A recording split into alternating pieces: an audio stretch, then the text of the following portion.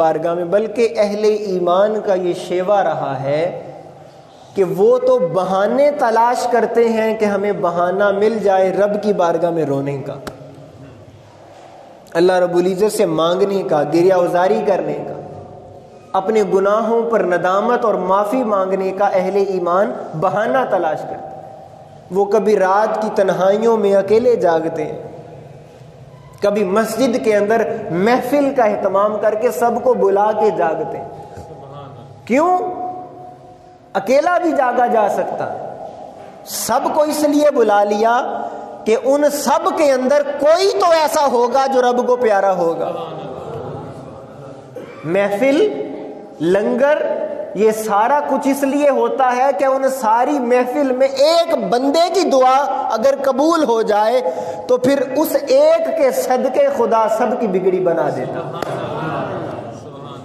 کیونکہ رب کی رحمت یہ گوارا نہیں کرتی۔ وہ یاد ہے جس نے 99 قتل کیے تھے، حدیث پاک، تو اس کو جس نے مشورہ دیا تھا توبہ کرنے کا، وہ الفاظ آج آپ بھی پڑھیں، آج پڑھیں جا کے، اس نے کہا تھا کہ یہ فلاں بستی کے اندر کچھ نیکوکار رہتے ہیں، تو وہاں جا کر توبہ کر، وہاں جا کے توبہ کر۔ وہ یہاں کیا خدا نہیں سنتا؟ نہیں سنے گا، لیکن چونکہ وہاں اولیاء رہتے ہیں، نیکوکار رہتے ہیں، ان کی قبول ہوتی ہے۔ تو جن کی قبول ہوتی ہے اگر تیری دعا بھی انہی کے ساتھ جائے گی تو تیری دعا بھی قبول ہوگی۔ اکیلے کرے گا تو شاید رد ہو سکتی ہے، لیکن جن کی قبول ہوتی ہے اگر ان کے ساتھ مل کر دعا کی جائے تو پھر قبول ہوتی ہے۔ خیر وقت کم ہے تو میں اس موضوع کی طرف آ رہا ہوں۔ اب یہ اپنے ندامت کے ساتھ اور گردنیں جھکا کے اور دل زندہ کر کے ان احادیث مبارکہ کو آج آپ نے سنا ہے۔ آقا تاجدار کائنات صلی اللہ علیہ وآلہ وسلم نے فرمایا، اب اس پر توجہ کرنی ہے، ہمارے معاشرے کے اندر کچھ لوگوں کی نااہلی کی وجہ سے، کم علمی کی وجہ سے یہ ایک کنسپٹ ڈیولپ ہو گیا ہے کہ پتہ نہیں گناہ گاروں کا اب کوئی راستہ بن نہیں سکتا، گناہ گار اب نیکوکار ہو نہیں سکتے، گناہ گار ہمیشہ گناہ گار ہی رہے گا۔ یہ تصور بلڈ اپ کر دیا گیا ہے، تو اس وجہ سے جو گناہ گار ہے وہ مسجد میں نہیں آتا، توبہ نہیں کرتا، محافل میں نہیں جاتا، علماء کی قربت میں نہیں بیٹھتا، اچھے لوگوں کی صحبت میں نہیں بیٹھتا، کیونکہ اس کے دماغ کے اندر یہ بات کہ میں نے تو اتنے گناہ کیے، اس کا بھی حق مارا، اپنے بھائی کو تکلیف دی، اپنی بہن کے ساتھ زیادتی کی، اس کا بھی حق مارا، فلاں یتیم کا حق مارا، اس سے جھوٹ بولا، اس کو دھوکہ دیا، فلاں کی غیبت کی، اس سے حسد رکھا، اس کے گھر ڈاکہ ڈلوایا، ادھر چوری کی۔ وہ ان باتوں کو جب سوچتا چلا جا، اس کی نفرت دلوں میں پھیلائی، اس کا بغض پھیلایا، اس کے خلاف پروپیگنڈا کیا، تو وہ جب یہ سوچتا رہتا ہے کہ میں نے یہ بھی غلطی کی، یہ بھی غلطی کی، ہر وہ کام جس سے اللہ اور اس کے رسول نے روکا میں نے کیا، تو وہ یہ سوچتا ہے پتہ نہیں شاید اب میری بخشش ہو نہیں سکتی، اب میرا کچھ بن نہیں سکتا، کون ہے جو مجھے آسرا دے گا۔ لیکن آج اس پیغام کو سمجھانا چاہتا ہوں کہ گناہ گار رب اور اس کے رسول کی نظر میں کیسا ہے، اللہ اور اس کا رسول گناہ گار کو کس نظر سے دیکھتے ہیں کہ گناہ گار ہمیشہ کے لیے گناہ کرنے کی وجہ سے وہ دھتکار دیا گیا، مردود کر دیا گیا، یا گناہ گار کے لیے بھی اسلام کے اندر کوئی راستہ ہے، اور اگر راستہ ہے تو وہ کون سا راستہ ہے؟ پہلی حدیث پاک سنا رہا ہوں آپ کو، آقا نے فرمایا کل بنی آدم خطاء، کہ آدم علیہ السلام کی ساری اولاد خطا کار ہے،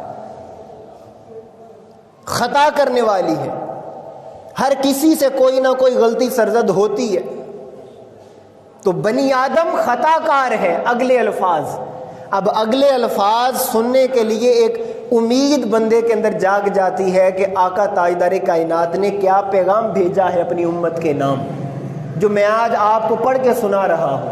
میرے آقا نے فرمایا کل بنی آدم خطاؤن، بنی آدم علیہ السلام کی اولاد خطا کار ہے. اگلے الفاظ سنیے گا، وَخَيْرُ الْخَطَّائِينَ التَّوَّابُونَ، مگر بہترین خطا کار وہ ہیں جو پھر توبہ کر لیتے ہیں. ہائے ہائے ہائے. میں جب اس حدیث پاک کو پڑھتا ہوں دل فرحت کے مارے ایک مچل جاتا ہے اور ایک عجیب سی کیفیت ہو جاتی ہے کہ یا رسول اللہ آپ نے یہ فرما کر دکھیاروں کو آسرا دے دیا کہ رب کائنات کا دروازہ رحمت اور توبہ کا دروازہ کبھی بند نہیں ہوتا. وہ اپنے گناہگاروں کے لیے ہر وقت توبہ اور رحمت کا دروازہ کھول کے رکھتا ہے.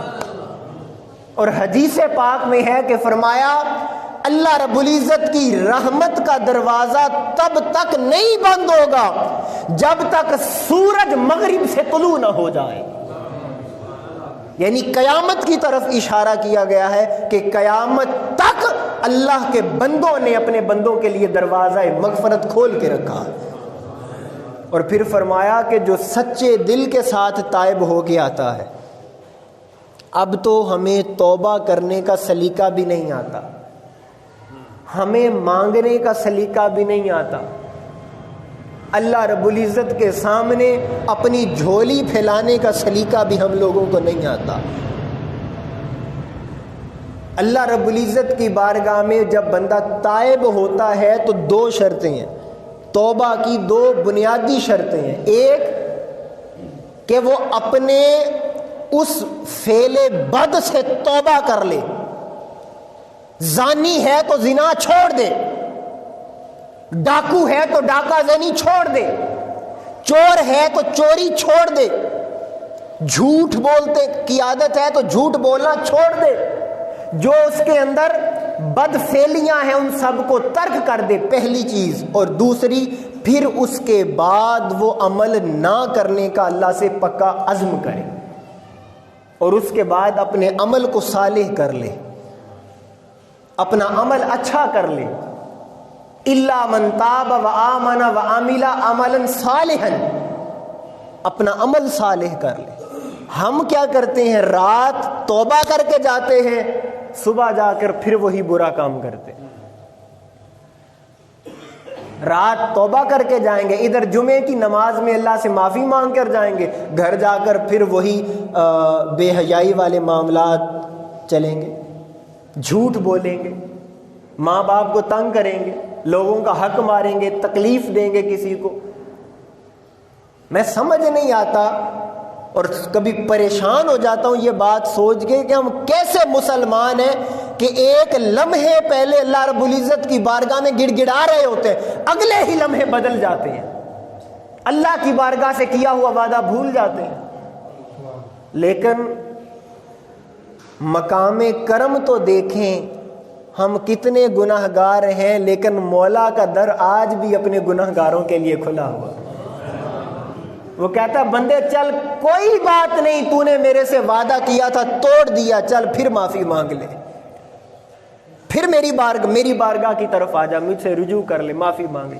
بندہ پھر ہاتھ اٹھا لیتا، اے مولا مجھے معاف کر لے، بندہ پھر جا کر بگڑ جاتا ہے. اللہ تعالیٰ کی ذات پھر فرماتی ہے چل بندے کوئی بات نہیں، ہے تو میرا ہی بندہ، آجا واپس پلٹا. بندہ پھر کوئی شب برات آتی ہے، لیلۃ القدر آتی ہے تو بندہ روتا ہے کہ مولا میں بھٹک گیا تھا، شیطان نے بہکا دیا تھا، اے مولا مجھے معاف کر دے، تیرے سوا میرا ہے کون؟ اگر تیرے در سے مجھے خیرات نہیں ملے گی تو میں کس در پر جا کر اپنے گناہوں کی معافی مانگوں گا؟ کہاں سے خیرات لوں گا؟ میرے مولا مجھے معاف کر دے. اللہ فرماتا ہے چل بندے تو گڑ گڑا رہا ہے میری بارگاہ کے اندر، جا تجھے معاف کرتا ہوں، معاف کرتا ہوں تجھے. شیطان نے جب بغاوت کا اعلان کیا تو اس نے یہی کہا تھا کہ مالک تو نے اس آدم کی خاطر مجھے جنت سے نکالا ہے، مجھے قیامت تک کی زندگی دے مولا. یہ شیطان نے اللہ رب العزت سے زندگی مانگی، مولا قیامت تک کی زندگی دے. اے شیطان، اے ابلیس تو کیا کرے گا؟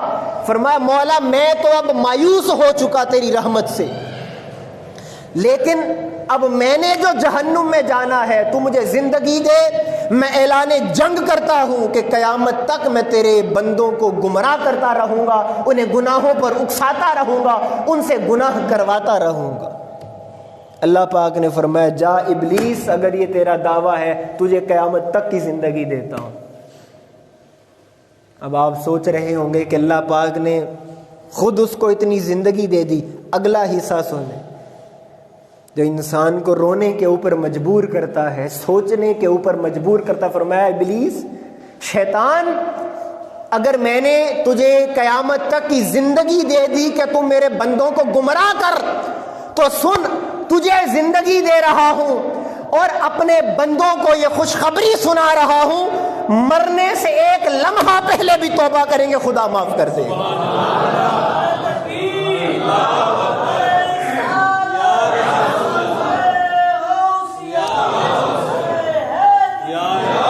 اللہ میرے آقا نے فرمایا، حضرت عبداللہ بن مسعود رضی اللہ تعالیٰ عنہ حدیث پاک راوی ہیں، ابن ماجہ اور بہقی کی حدیث پاک، فرمایا التائب من الذنب کمن لا ذنب لہ۔ اے لوگو، جب گناہگار کوئی گناہ کرنے کے بعد توبہ کرتا ہے، کوئی خطا کرنے کے بعد توبہ کرتا ہے، غلطی کرنے کے بعد وہ توبہ کر لیتا ہے، التائب من الذنب کمن لا ذنب لہ، تو خدا اسے ایسا کر دیتا ہے جیسا کبھی اس نے گناہ کیا ہی نہ ہو، ماں کے پیٹ سے جیسے ابھی پیدا ہو کے آیا۔ اتنا کریم اللہ ہے ہمارا، اتنا کریم خدا ہے ہمارا، ہم کیسے نادان ہیں، اس رب کو چھوڑ کر ہم بھٹکتے پھرتے، اس رب کی طرف ہم نے کبھی توجہ ہی نہیں کی، مولا سے کبھی وفادار، مولا کا وفادار بننے کا ہم نے سوچا ہی نہیں۔ نوجوان ہے تو وہ سمجھتا ہے کہ شاید یہی جوانی ہے میری زندگی کی، اسی کے اندر میں عیاشی کر لوں، وہ اپنی گیم کو بھی توجہ دیتا ہے، وہ جوانی کے اندر اپنی اسٹڈی کو بھی توجہ دیتا ہے۔ آج کا نوجوان وہ موبائل کو بھی ٹائم دیتا ہے، وہ اپنے فیس بک اکاؤنٹ کو بھی ٹائم دیتا ہے، وہ واٹس ایپ کو بھی، انسٹاگرام کو بھی، ٹویٹر کو بھی، گوگل، یوٹیوب، ہر چیز کے لیے آج کا نوجوان وقت نکالتا ہے، مگر آج کے نوجوان کے پاس رب سے باتیں کرنے کا وقت نہیں ہے۔ دنیا کی محبت سے باتیں کرنے کے لیے ساری رات جاگنے والوں، کبھی رب سے بھی باتیں کرو، کبھی رات کی تنہائیوں میں مصلی بچھا کر مولا سے اپنے گناہوں کی معافی مانگ کر اس کی بارگاہ میں عرض کر کے تو دیکھو کہ مولا میں بھی تو تیرا بندہ ہوں، مانا کہ شیطان نے مجھے گمراہ کیا، مانا کہ مولا میں تجھ سے دور ہو گیا تھا، مگر مولا پھر تیری بارگاہ میں آیا بیٹھا ہوں، اے مولا تیرے کرم کا منتظر ہوں، تیرے فضل کی خیرات چاہتا ہوں۔ وہ خدا اتنا کریم اور رحیم ہے کہ اس کی بارگاہ میں جو دامن پھیلا لے رب خالی نہیں موڑتا ہے۔ اور آج میں نے جو آپ کے سامنے عرض کیا کہ جہاں سے میں نے بات شروع کی تھی کہ ایک مایوسی کا تصور قوم کے ذہنوں میں ڈال دیا گیا، جس کی وجہ سے نوجوان دین سے دور ہو گئے، گناہگار دین اور علماء سے، مساجد سے دور ہو گئے، بچے دور ہو گئے، بڑے دور ہو گئے، کیونکہ جو گناہ کر بیٹھا وہ یہ سمجھا کہ میری اب توبہ نہیں ہو سکتی۔ اس کو کسی نے یہ حقیقت بتائی ہی نہیں کہ ارے خدا کو ایک جملہ کہنا چاہتا ہوں آپ کو، اگر اچھا لگے تو تڑپ کر سبحان اللہ کی صدا دیجئے گا، وہ خدا کسی بھی کام سے عاجز نہیں ہے۔ یہ بات کرنے لگا ہوں، کوئی آپ میں سے بندہ، کوئی نوجوان جو کہے کہ خدا عاجز ہے، معاذ اللہ، خدا کوئی کام کرنے سے عاجز ہے؟ کوئی ایسا کام ہے جو خدا نہیں کر سکتا؟ لیکن آج سنیں، ایک بہت باریک بات کرنے لگا ہوں، ایک چیز ہے جو خدا نہیں کر سکتا، یہ بڑی باریک بات آپ کے سامنے شیئر کرنے لگا ہوں۔ ایک چیز ہے جو اللہ بھی نہیں کر سکتا، اور اس کی ذات کے اندر وہ چیز نہیں ہے۔ آپ پوچھیں گے کیا؟ خدا کی ذات میں عاجزی نہیں ہے۔ نہیں سمجھے بات آپ؟ اب جو آپ کو ایک بات، ایک فلسفہ، خدا کی ذات میں عاجزی نہیں، عاجزی مولا کے پاس نہیں، بندوں کے پاس ہے۔ جب بندہ عاجز ہوتا ہے تو مولا کو پیار آ جاتا ہے کہ بندے میں تو عاجز نہیں ہوں مگر تو اس کی بارگاہ میں عاجزی کر رہا ہے جو عاجز نہیں، جا اس عاجزی کی وجہ سے خدا تیرے گناہوں کو معاف کر رہا ہے۔ وہ تو کریم ہے، وہ قادر ہے، وہ عاجز نہیں ہے۔ تو رب کائنات کی تو رحمت کو گناہگار چاہیے بخشنے کے لیے، دیکھیں نا اس کے کرم کو بھی تو کوئی گناہگار چاہیے، جس طرح سخی کو کوئی منگتا چاہیے سخاوت کرنے کے لیے، تو وہ بخشن ہار ہے، بخشنے والا ہے، تو کوئی گناہگار ہوگا تو وہ بخشے گا۔ تو گناہ کرنا یہ غلط نہیں ہے، گناہ کر کے اس گناہ پر ڈٹ جانا یہ غلط ہے۔ اور جو اب حدیث پاک سنا رہا ہوں، میں نے کہا کہ اس کے کرم کو بھی تو گناہگار چاہیے۔ حدیث پاک سنیں، مسلم شریف کی حدیث پاک ہے، اور ایک یہ جملہ اپنے دلوں کی تختیوں پر لکھیے گا کہ مایوسی نہیں، میں آج ایک اور، یہ تو سنا ہوگا کہ مایوسی گناہ ہے، لیکن اس کو ایک اور ادب کے پیمانے میں ڈھال کر آپ کو ایک جملے کے طور پر، سبق کے طور پر بتانا چاہ رہا ہوں کہ مایوسی ابلیسیت کی عکاسی ہے۔ مایوسی ابلیسیت کی عکاس ہے، اس کا عکس ہے، اس لیے مایوس ہونا یہ شیطان کا کام ہے، اور امید لے کے رب سے مانگنا یہ مسلمان کا کام ہے۔ اب جو حدیث پاک سنا، اب یہ حدیث میں نے آج تک بیان نہیں کی ہے، اس مسجد میں یہ پہلی دفعہ حدیث پاک بیان کر رہا ہوں، اور یہ کمال کی حدیث پاک ہے۔ میرے آقا نے فرمایا والذی نفسی بیدہ، قسم ہے اس ذات کی جس کے قبضہ قدرت میں میری جان ہے، مجھ مصطفیٰ کی جان۔ میرے آقا نے فرمایا والذی نفسی بیدہ لو لم تذنبوا، آقا فرماتے اگر تم گناہ نہ کرو، تمہارے اندر خطائیں ختم ہو جائیں، گناہ ختم ہو جائیں، پھر کیا ہوگا؟ لذہب اللہ بکم، اگر تمہارے اندر گناہ ختم ہو جائیں تو لذہب اللہ بکم، خدا تمہیں لے جائے کہیں اور۔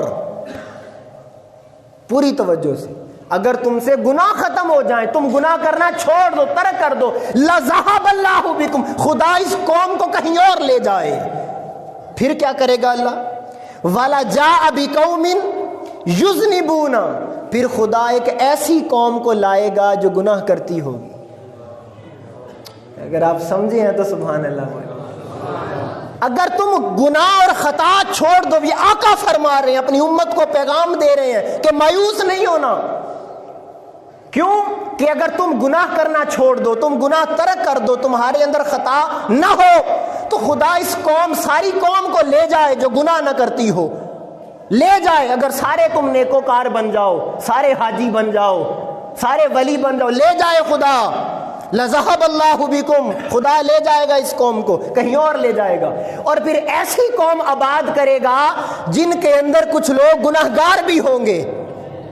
پھر کیا ہوگا جب وہ گناہگار کریں گے؟ پھر فیستغفرون اللہ، پھر وہ گناہگار اس کی بارگاہ میں روئیں گے، ہائے ہائے ہائے ہائے، پھر وہ توبہ کریں گے، پھر وہ معافیاں مانگیں گے، گڑ گڑائیں گے، تو فیغفر لہم، اللہ ان کو معاف کر دے گا۔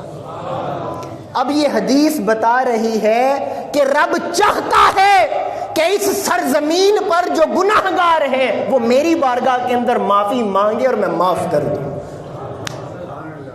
اللہ کی ذات یہ چاہتی ہے کہ میرا بندہ میری بارگاہ میں آئے۔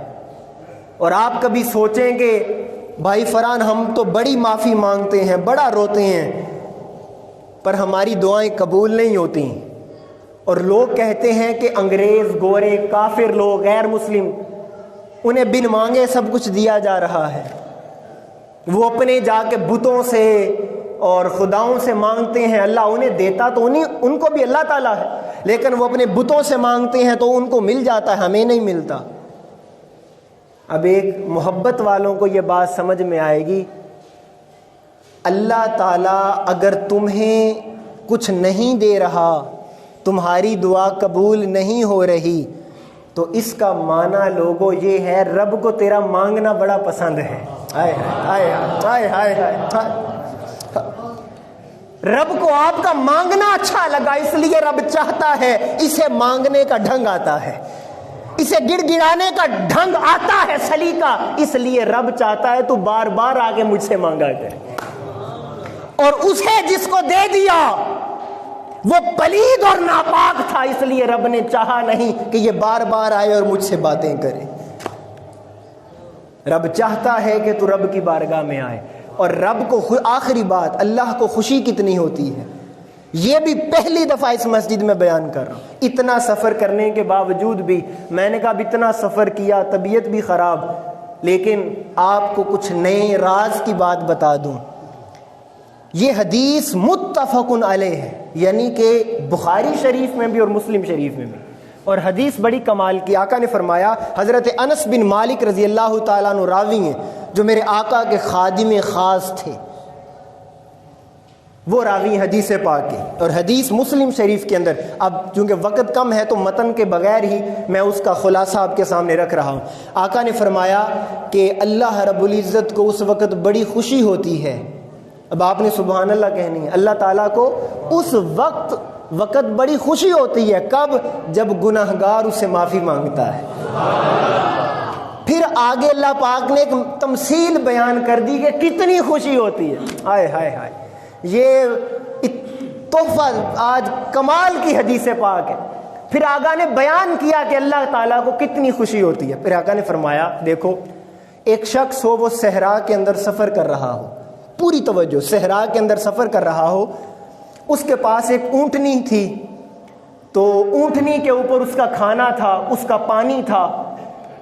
تو وہ صحرا کے اندر ویرانے کے اندر سفر کر رہا ہے. سفر کرتے کرتے اچانک کیا ہوا کہ اس کی کہیں تھک گیا سفر کرتے, تو اس نے دیکھا کہ میں تھوڑا سا آرام کر لوں. تو وہ آرام کرنے کے لیے اس نے آنکھیں بند کی. اب صحرا میں سفر ہے, پیاس کی شدت ہے, اس کے پاس جو پانی کی تھوڑی مقدار یا کھانا وہ اس اونٹنی کے اوپر ہے, اونٹنی کی رسی اس کے پاس ہے, تو اس کی آنکھ لگ گئی, وہ سو جاتا ہے. تو اب آقا یہ بتا رہے ہیں کہ رب کائنات کو خوشی کتنی ہوتی ہے جب بندہ معافی مانگتا ہے. تو فرمایا جب وہ سویا بندہ, اس کی جب آنکھ کھلی تو دیکھا کہ اس کی اونٹنی وہاں موجود نہیں ہے. اب وہ صحرا ویرانہ, اونٹنی پاس نہیں, تو وہ پاگلوں کی طرح کہ میں تو مر جاؤں گا اگر وہ مجھے اونٹنی, پانی اور کھانا نہ ملا. وہ اونٹنی کا, وہ پاگلوں کے لیے کبھی ادھر بھاگا کبھی ادھر بھاگا کہ مجھے اونٹنی مل جائے, کبھی ادھر بھاگا, اونٹنی نہیں مل رہی.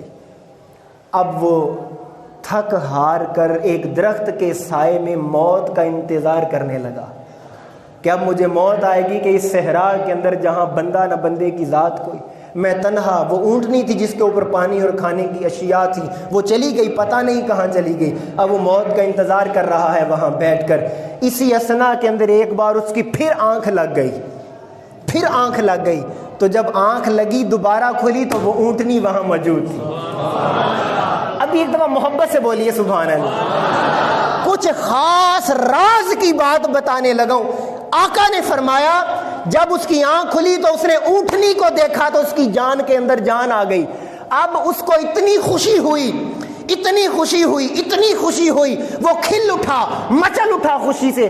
اب کہنا تو یہ تھا کہ میرے مالک تو میرا رب اور میں تیرا بندہ, لیکن وہ خوشی کے اندر اتنا اچھلا, اتنا خوش ہوا, اس نے کہا اللہم انت عبدی وانا ربک, تو میرا بندہ میں تیرا خدا. اس نے اتنی خوشی کے اندر, یہ آقا کے حدیث کے الفاظ ہیں کہ اس نے خوشی کے اندر مچل کے اتنا وہ اچانک خوش ہوا کہ جان زندگی واپس مل گئی. تو اس نے کہا اللہم انت عبدی, تو میرا بندہ, وانا ربک, میں تیرا رب. میرے آقا نے فرمایا جتنی خوشی اس بندے کو ہوئی کہ اسے یہی نہ خبر رہی میں نے کہنا کیا تھا, اللہ کو اس سے بھی زیادہ خوشی ہوتی ہے جب گناہگار معافی مانگتا, اس سے بھی زیادہ مولا خوش ہو جاتا ہے. اب اس سے بڑھ کر کیا پیغام میں آپ کو دوں. اس شب بارات اللہ رب العزت کی بارگاہ میں جتنا ہو سکے روئیں, قرآن کی تلاوت کریں, ذکر اذکار کریں, اور اپنے لیے بھی, میرے لیے بھی, اور امت مسلمہ کے لیے سب کے لیے دعا فرمائیں۔ اللہ ہم سب کا حامی و ناصر ہو۔